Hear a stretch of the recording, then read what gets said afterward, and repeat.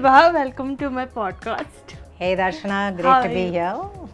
This is my first podcast and I wanted you to be my first guest. Of course, for obvious reasons.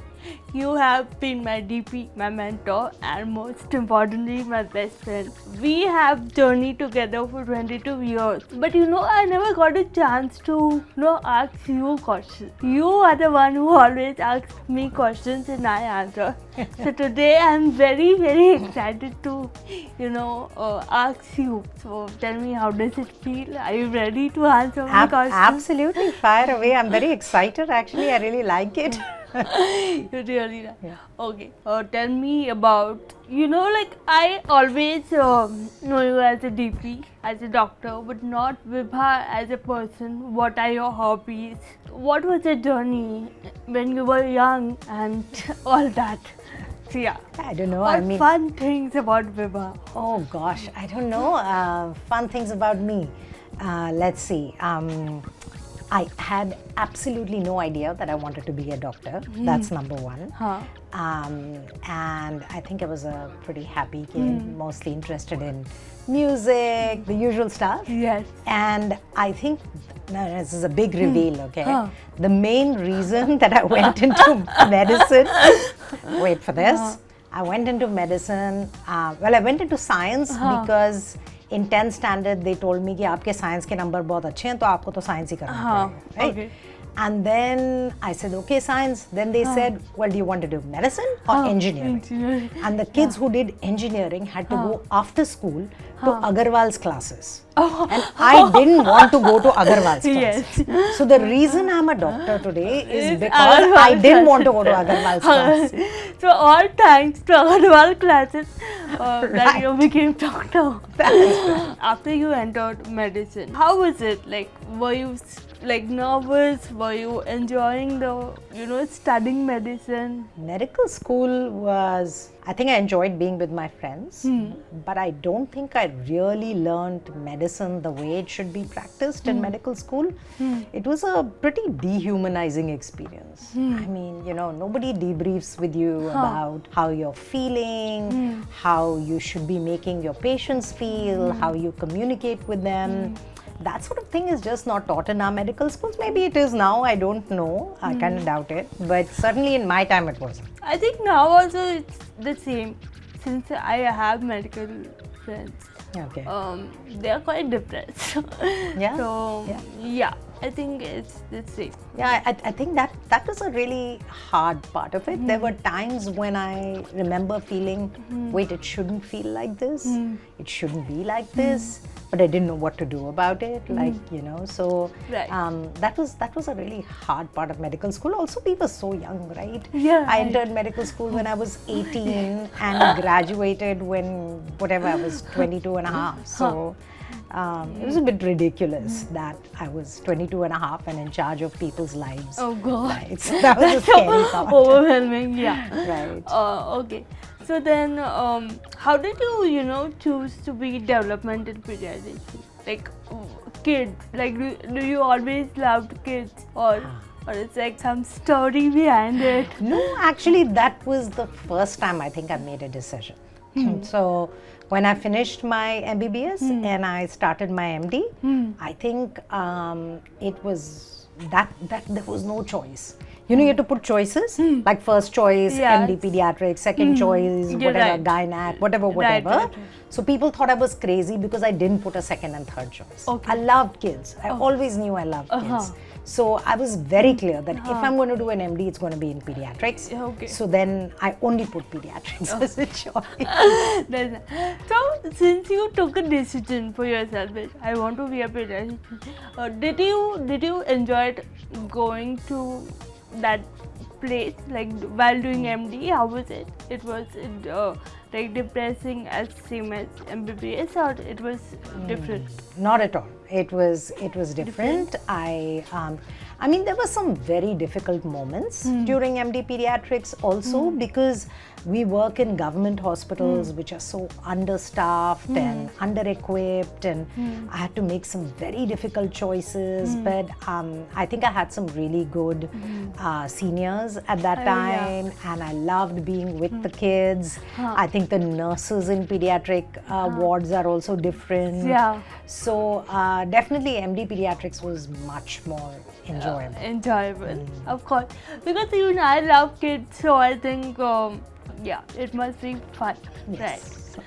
So Vibha, tell me, after that there was no looking back, and then tell me about when did you realize that you want to serve children with disability, and when did you realize that I should open something like Ummeed? Two different things, right? Yeah, so working right. with kids with disability, I think I ended up in the US because my husband got a job there, and I just ended up there. And then I knew that I wanted to come back. So then my thought was, okay, what do I know the least about after finishing MD Pediatrics? And I knew the least about child development. Right. And I think I was very fascinated by the parent-child relationship and, how does that work? So I was very interested in that.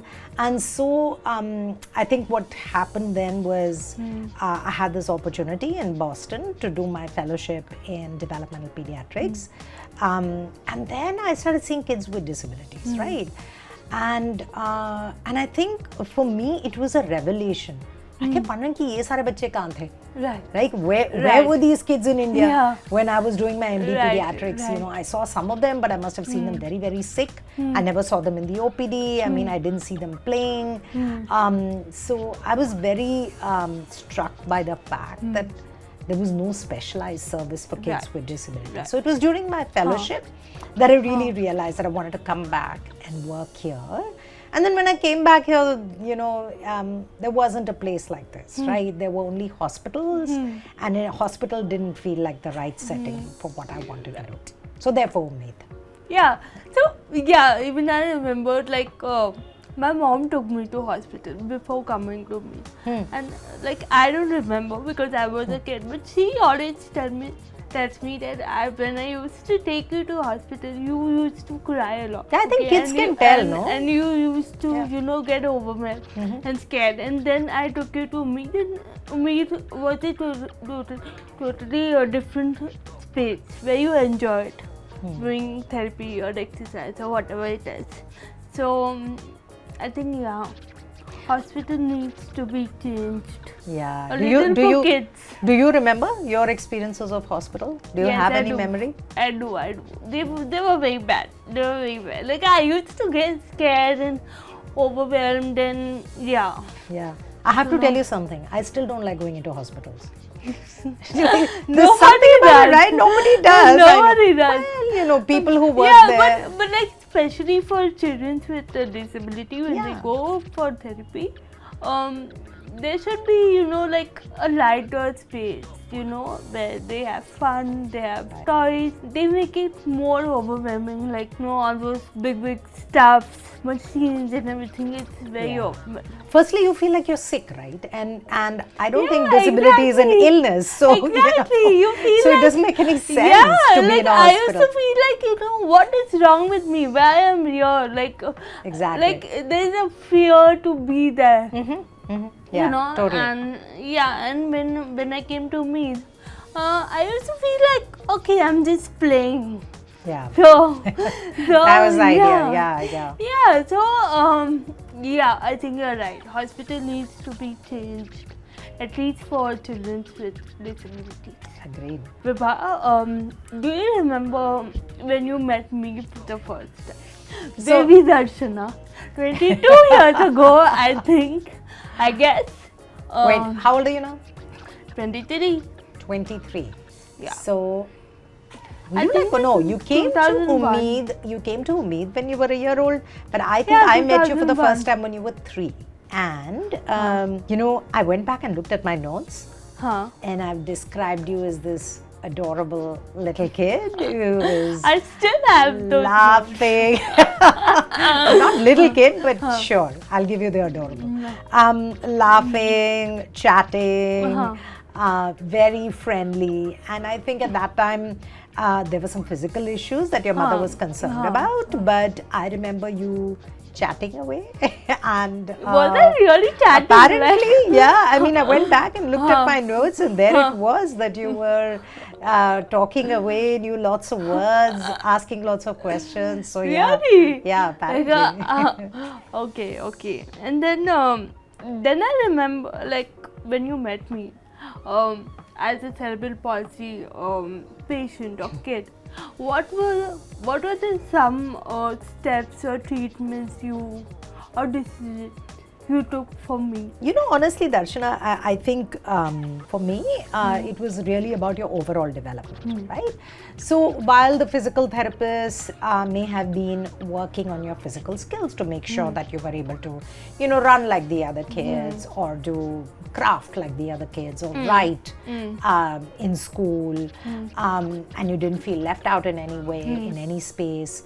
I was also interested in seeing how you were able to converse, whether you were able to make friends, whether things in the family were okay.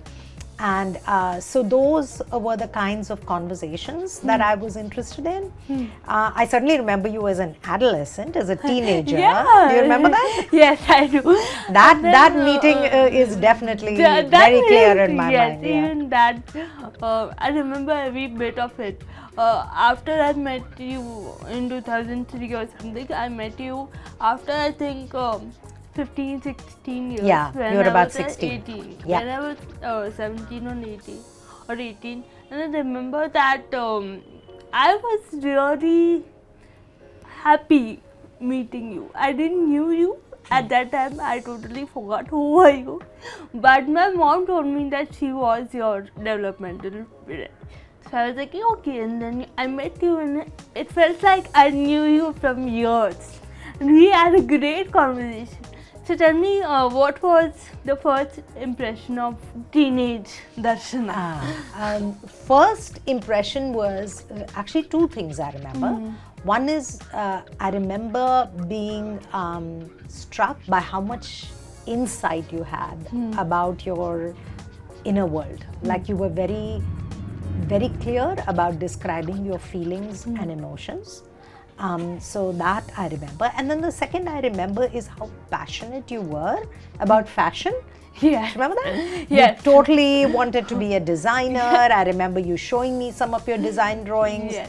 And I do a diagram for you. Do you remember that? Yes. You remember that? I remember I still drew you a have that. diagram of a brain, I Yes, think, yes. right? Yes, I still have that paper. Okay. So I was really passionate about being a designer. I never knew that I would be an economist. But yeah, I think that meeting totally changed my life because you came into my life and I thought that she is like an angel. Oh God, Darshana, please, no. Like Don't do this. Not an angel, but like a guide, a best friend, who always guides me, who is my go-to person. I think that is the perfect word to say. My go-to person. From then you saw me as a teenager and then growing into an adult. How was that? I think that was really a lot of ups and downs. So describe that. I think I was struck by how much of the anxiety and the sadness that you faced was not just internal but really related to the external environment, and how challenging things become when you're a disabled person. Just the simplest of things. Right. Whether it is having a relationship with a friend or, pursuing a career of your choice or taking an exam or, the time when you were struggling physically, when you were falling. Yes. Those were all times where in parallel I saw you struggling also with your mental health in terms of making peace with what the world was, but at the same time having the energy and the courage to protest what should not be. I think both were really important for me to witness. And honestly, I think a lot of what I did was just bear witness to what you were doing. I don't remember giving you any special gyan. Yes. Yes, that you didn't did. Yeah, I mean, I remember like from my teens to my adulthood, I was a bit kind of go with the flow and little bit of rebellious about myself and my life, and I started thinking very practically since you told that I was really passionate about being a designer in my teenage, but then I started thinking practically that it's not going to work out. You know, pursuing passion may, you know, take a lot on my physical, mental and emotional health, and then I decided to pursue economics because I don't know, like I enjoyed learning economics in my 11th and 12th. So Vibha, when I came and told you that I'm changing my decision to not pursue fashion and pursue economics, what was your thought? Because you always saw me so passionate about pursuing fashion. I think I felt a bit sad that you know that it was not an option for you, but I also saw that you were very pragmatic about it, that you were very practical, and that you were going to pursue it in other ways. By then you had also started your video blog, and you know, you told me about that, and so I knew that you were doing other stuff to keep your passion alive. So I knew that it would not die, and you were just being practical. You know, Darshana, I remember two conversations actually really well. One is when you remember when you taught the occupational therapist? Yes. When you did, you know, that was around the time when you started being a self-advocate. Yes, it's right. Talking about having cerebral palsy and sort of telling occupational therapists what is helpful and what is not. Like, it was really cool. Yes. We had done this teaching session for OTs from all over the world. I think there were people, it was an international audience, and you were talking about what it is helpful for OTs to think about. Do you remember? Yes, I do. Remember what you said? It was in 2018 or 19. Yes, I do remember. Yeah. So yeah, I think I decided that okay, I'm not going to be a professional designer, but I'll always, you know, I can always add and have fashion in my life, not only through content creation, but you know, dressing up myself, putting efforts in myself, my dressing sense, my fashion, my personal wardrobe. That's when I started getting worried when I used to see you. Am I well dressed enough for Darshana? Gotta look cool. And then putting efforts in my mom's wardrobe, my sister's wardrobe, and then I started styling them. And then I just wanted fashion to be a big part of my life. And I still want, and I always want it to be. No matter what, no matter if I'm an economist, a banker, I don't care. I want fashion in my life forever and ever because I love it. It makes me, I think, who I am. It makes me feel lively. So and myself. So I think you managed to balance the two, like the pragmatic part of you and the creative, and you know, that the creative part of you. And I think you know what really stood out for me is another conversation, and if it's okay, I'll share that. You know,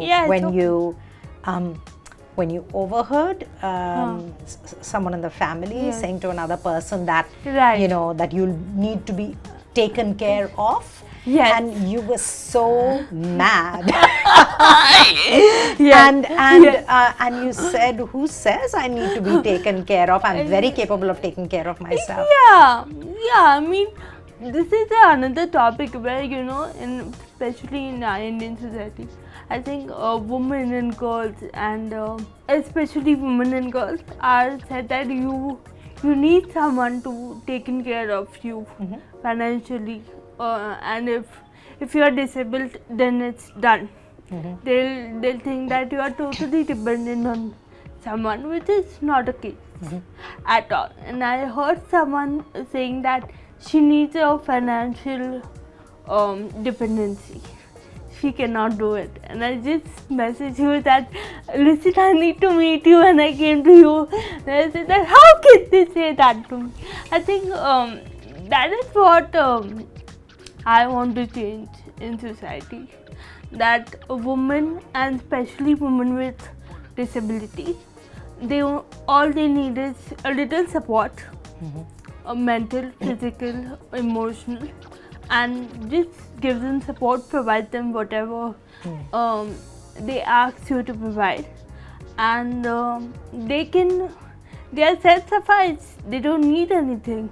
They don't need a financial, dependency or help. One conversation I really remember is when you first came to see me, you spoke a lot about your sister. Yes. And how supportive she has been of you. And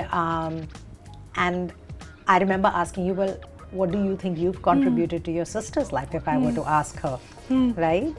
And we had that conversation, I remember. So just curious to know, has that sort of been something in your family? Has your sister been someone who's been supportive? Yes, my sister and my mom, my mom is my biggest support system. And my sister, I think in my teenage, we were not getting along that much. Like we used to, but not that much. But I'm experiencing, like even now, I think our bond is growing much more stronger. I think back then in our teenage, we used to not understand each other. We used to have that fear that she may tell mama or she may reveal my secret. I don't know, but now the trust is building, and now the bond is becoming stronger. It's not yet stronger. I think the older we grow, the stronger it will get. I try to support her in all ways. I always try to protect her. I love to protect her. She is elder to me, but still I'm the one who protects her. Okay. So because I am a bit kind of a logical person, so I tell her that, okay, this is wrong, stop this. So it's a bond that we both are working on. It's not perfect, of course, but do you remember the point when you started being a self-advocate? Like, I'm trying to remember, somewhere, was it in your late teens? Or, yes. When I was 17 and 18, I got offered to co-author Jugaad, and from there it started. And Jugaad was a group of young people, right? Talking about how they take care of their mental health. We were 16 young adults, teenagers actually, and we came together. We wrote a book where we all shared our experiences about mental health and how we, cope up with it, with small things like reading books, yoga. For some, everyone had their different ways to cope up their anxiety, depression, or anything they were suffering from. So that book was really great. We just wanted to, normalize that we all have some kind of mental issues, whether it's anxiety, whether it's sadness, depression, bipolar. But all you need is first thing to accept that you are going through something mentally and you do need help. And rather than, like, of course professional help is very important, but also exploring yourself, exploring the activities which may calm you down or gives you your own space where you are enjoying yourself, knowing yourself better, having conversations with yourself that everything is important. Mental health is important, and normalizing it is very important, and accepting it that you are going through something like that is very important. So that's the message we wanted to give. So that was kind of a turning point for you. Yes, Jugaad was a total turning point. And what was it like meeting like 15 other young people? It was so fun. We all are in touch now. Oh, really? Yes, Okay. we are. And back then it was when I was doing Jugaad, when we were writing Jugaad, I was suffering from depression and anxiety. So it was very difficult for me to, it was a very different experience where I am suffering also and I'm taking it, like bringing it out also, like being vocal about it and trying to help others while you are suffering.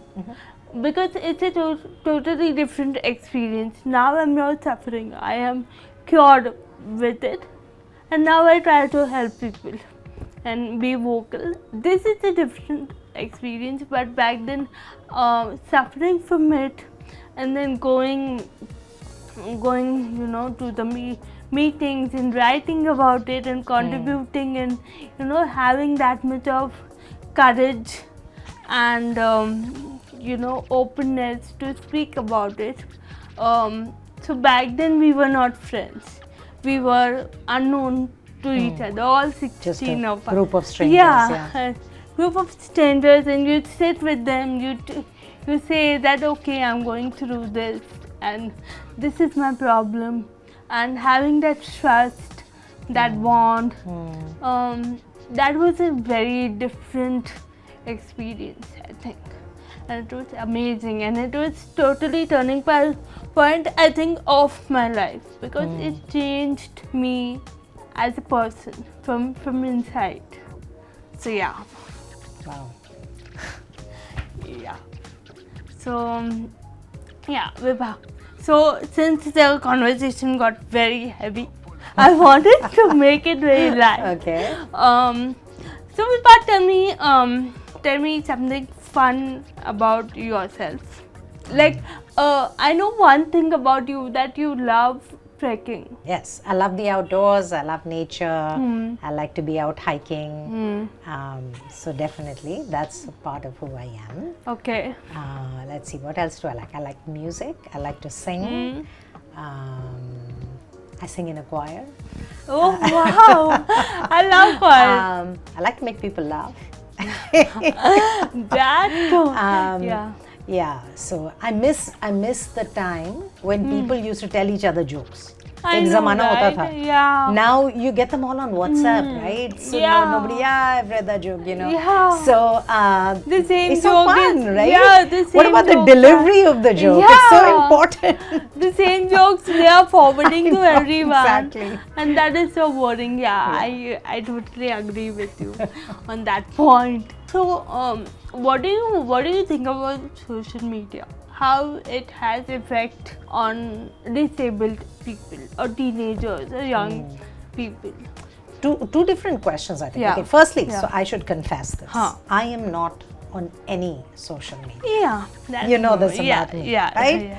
I do it because I stay away from social media only because I'm worried about going down that rabbit hole. Huh. I'm worried that I won't be Yes. able to control myself. So I just said it's all or nothing. या तो बिल्कुल नहीं रहेगा Yeah, so like totally रहेगा, right? So Yes. I cut it out from my life. Okay, now having said that, what do I see about kids? I do know some of the science behind it, right? So it's very important because this is a very important question that parents ask, and the kids always roll their eyes. Okay, so in my son's class, there used to be a joke, they used to do the skit. The mother is, the kid is telling the parent, Mama, my foot is hurting, and she'll say, obviously you're on the phone all the time, right? Like every problem is attributed to being on the phone all the time. yes. So I think that's obviously not the case, but there is some data to show that especially in teenagers, in girls more than boys, viewing social media excessively is associated with poorer mental health, with depression, anxiety, those kind of things. Right. Social media is often portraying The an perfection, unreal picture Yes, of a person's yes, life, yes, right? And very often when I know people and I'm looking at their posts and I know their real lives, I'm thinking, I know that vision is not true, right? That's true. So I think I think that it's important to keep that in mind. But at the same time, we need to know that you can't throw the baby out with the bathwater, right? It helps also. So, in fact, interestingly, recently I read a study where it showed that yes, this is true. Social media is associated with poorer mental health, but not in high-risk groups. So, for example, for LGBTQI teens, being on social media was actually protective because it provided a safe space for them to talk about their issues, find their tribe, find their community, whereas in real life around them, they may not have it. But they also spent a lot more time looking after their own safety on the internet. Right? They spent a lot of time protecting themselves on the internet. So I think it's really interesting that it can work both ways. What do you think? I think being a content creator, I think social media gives you that power to raise your voice, put your opinions in public, to portray yourself however you want to portray. For me personally, it's kind of a therapy to make videos, to portray my fashion or my opinions on social media. But at the same time, I remembered that when I decided to open my YouTube channel and put myself out there, my best friend telling me that, listen, you know now what can be the consequences. You might face lots of trolling on your disability, lots of comments. Are you ready for it? I was like, yes, I am ready for it. And I did get those comments, and I did get very weird messages and threats and whatnot. But at the same time, Vibha, when I observed these trollers, they are not doing it from their real names or real IDs. They are fake IDs without any faces, without any names, some random names.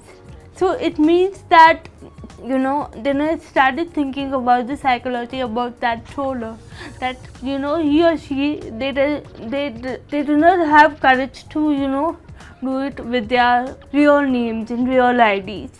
So they might be, going through something in their own personal life, and that's why they don't have space to, remove all that anger.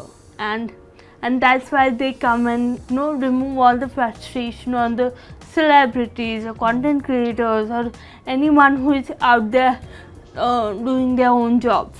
Wow, Darshana, that's a really compassionate view of people who troll you. Yes. I must say, that's amazing. I mean, how did you think about zooming out and looking at it that way? And because see, Vibha, I mean, why do any normal person would create a fake ID and then go to some random person's profile and troll them? Clearly that person has some mental issues or personal issues or whatever. Wow. So you don't get affected by the content? No, I don't get affected by trollers. I don't. I feel like, okay, fine, cool. Carry on. So yeah, I do that. Speaking about social media, what do you think about dating app for disabled teens or adults? Do you have any stories where it worked for people? So I have to confess that since I mostly work with kids and a few teens and young adults, I don't hear a lot of stories, but I do know of some. And I think, firstly, I think there are not a lot of dating apps that are specifically for disabled people. I know of a friendship app that two of my friends started called Buddy Up, which is about creating friends for kids with disabilities, their families, and that's taking off, and it's really exciting to see, because I think you begin with friendship, right? It feels a little bit artificial to me to cut straight to dating. I think there's a performative aspect to dating apps, which is unfortunate. I think it would be so nice to get to know the people whom you're going out on a date with, but I think that's the reality of the world around us. So I haven't heard great stories, Darshana. So I would like to hear what you think about it. Very sadly, people have changed it to a hookup platform where they just want to hook up and leave, and there's no connection and no nothing. So yeah, like my friends had bad experiences. I had a bad experiences, so I do not suggest someone to go on a dating app. It depends on what you're looking for, right? I guess if people are only interested in hooking up, then it's probably works. So people are like 99% of people are interested in hookups, and they are only there for hookups and nothing else. So yeah, but it depends. I mean, a lot of young people I meet also are looking for deeper relationships, Yes, friendships or a one-on-one relationship. Yes, and, exactly. Even there's nothing out there for them, right? No, nothing out there for them. Right. I'm with you. So so I mean, if you want to have a deep conversation, or even they don't ask about your name, they just say that let's meet tonight and stuff like that, and it's very scary and uncomfortable. Okay, Vibha, since we are end of the podcast, what is your message for young disabled people out there, also teens and parents of disabled? I think mainly for young kids, I would really say be aware of who you are. I think self-awareness is the first step to being a self-advocate. So get to know who you are and then speak up for yourself. Right. So, and they have role models like you to look up to. For parents, it would really be, that's the most important thing, that your kid learns to speak up for themselves and get a place at the table, be there and participate. The rest is not important, and I think, it's hard. A lot of times you're swimming against the tide, but there's a big community out there. Yes. And what about you? What do you want to say to young people and to their parents? To parents, I would say that give your child that freedom to be themselves and to explore the world, explore themselves, and let them just be themselves. Don't force anything on them, anything, not in personal life, not in education, nothing. Let them take their own decisions according to their comfort. And to young people and to teenagers, I would just like to say that the first thing is, of course, be yourself. Don't hesitate to be yourself. Walk with confidence. Even if you're in wheelchair, sit in confidence. Even if you're walking, walk in confidence. Carry yourself with confidence. I know it's not easy, it's very hard, but I have learned, it took a lot of time to learn how to be confident and carry myself, but it's very important. So learn, keep learning, be yourself, and most importantly, don't hesitate to ask help.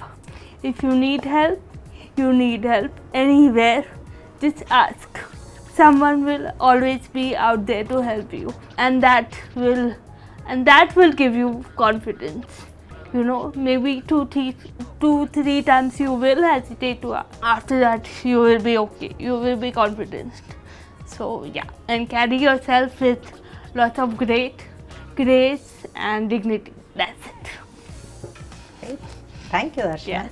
So, Vibha, what message would you like to give to young Vibha who was starting, who was doing MBBS, who was doing MD? I think mostly what I would say is you're on the right track. Stick with kids. You're going to have the time of your life.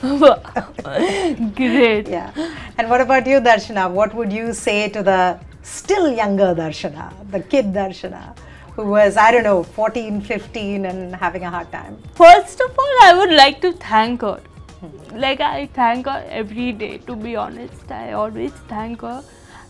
I thank her for just not giving up. However things were, I just thank her that she always looked for that hope, that light, and she never gave up on anything, not in her career, not in her personal life. I think that's a huge thanks to her, and I think she did a great job. Awesome, I agree. Yes. So yeah, super proud of her. That's it. Me too. Yeah.